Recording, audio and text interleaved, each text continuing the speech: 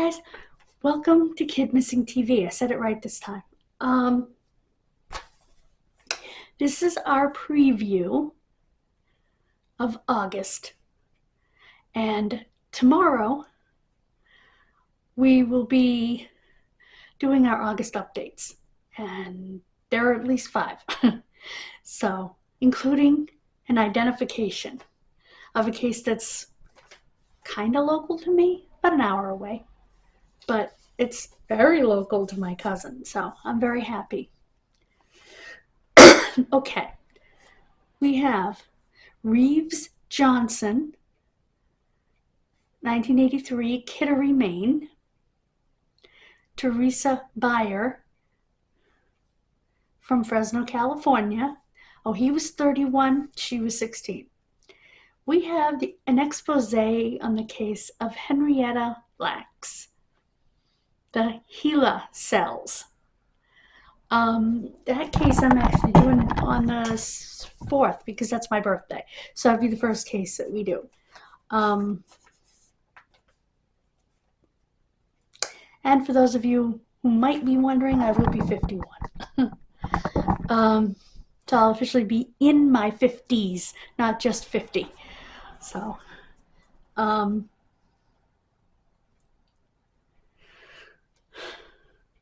Henrietta Lacks was a sad case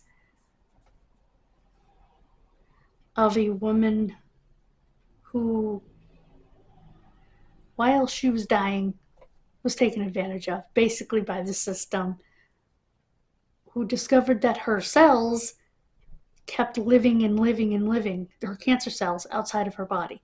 And they made a lot of great, wonderful discoveries with those cells, don't get me wrong. But her family never knew that part of her was living, in a sense. And so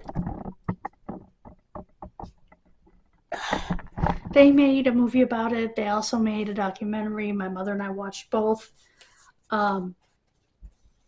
They did end up, Johns Hopkins did end up having to give the family money.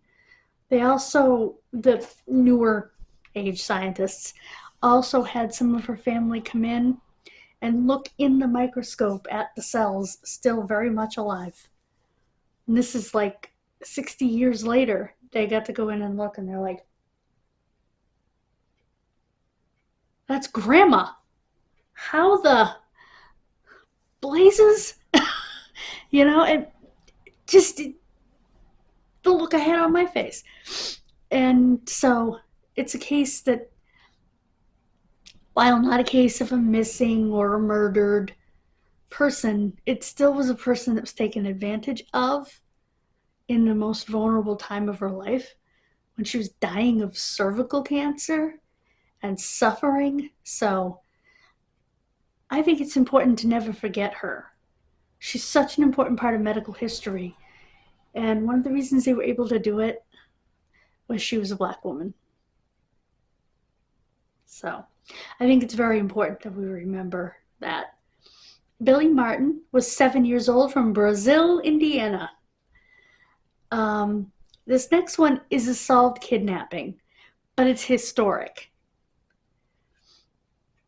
And something we never should forget, because the victims are still suffering. They're still dealing with the after effects of what happened to them. An entire school bus of children was kidnapped in 1976 in Chowchilla, California. Most of you watching have probably heard of the case. I want the case to stay out there because history we forget, we're doomed to repeat. Nobody wants that repeated. The 16 hours or so that the parents had to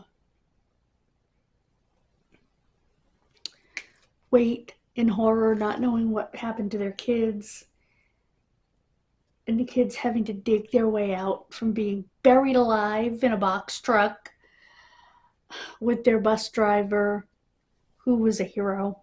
I mean, they gave him a parade and everything. him and the oldest boy on the bus and a couple of the other older kids were digging and also taking care of the younger kids, some of which peed their pants. And I mean, these kids range in age from 5 to 14. There were 26 kids, I believe, altogether.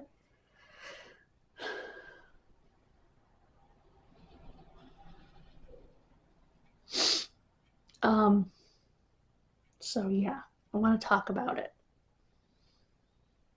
Because another reason is because these 3 evil men that did it are free now. Are we serious? Free?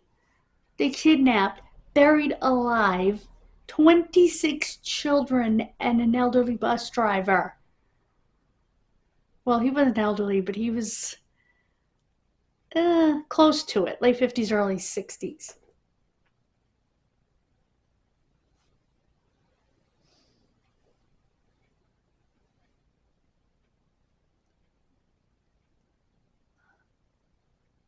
No, he wasn't that old because he died in 2012. And I think he was like 83 when he died. So.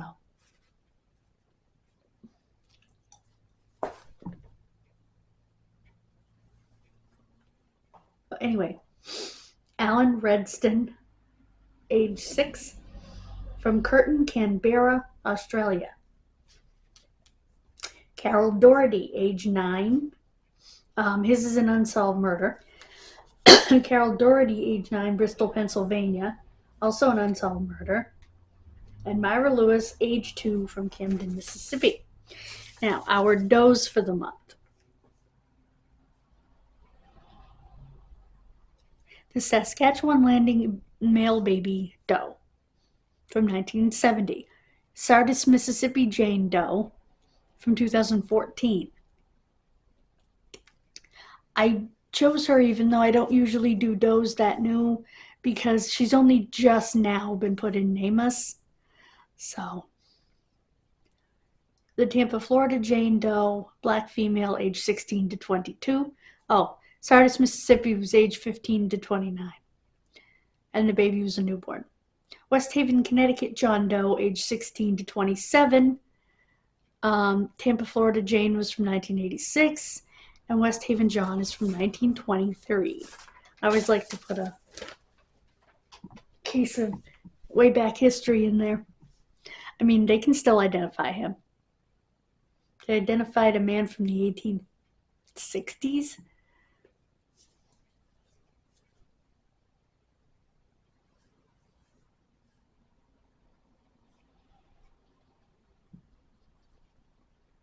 That they had long thought killed his wife and ran off. Then they found out that there was a guy that evidently killed them both. So that was a pretty interesting case.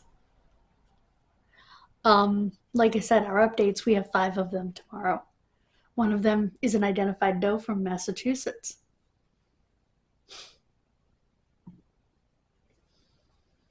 Who was apparently in DSS custody when he disappeared, living in a group home. That's just lovely. And small updates in other cases that we've covered. So I got my work cut out for me. I'll see you for that tomorrow. God bless you. Have a wonderful rest of your day. And I will see you tomorrow. Please subscribe. We're getting very close, guys. We're within 12 of our goal. And we only have like 3 days left. Oh no, I increased it to Labor Day, I think. Over on Monkeys Pro Wrestling, we reached our goal, which is crazy. That was the last channel I thought would actually reach its goal. And it was the first one that reached its goal. So, that's insane. Anyway. God bless you. Have a wonderful rest of your day. And I will see you tomorrow. Bye, guys. Thank you so much for watching.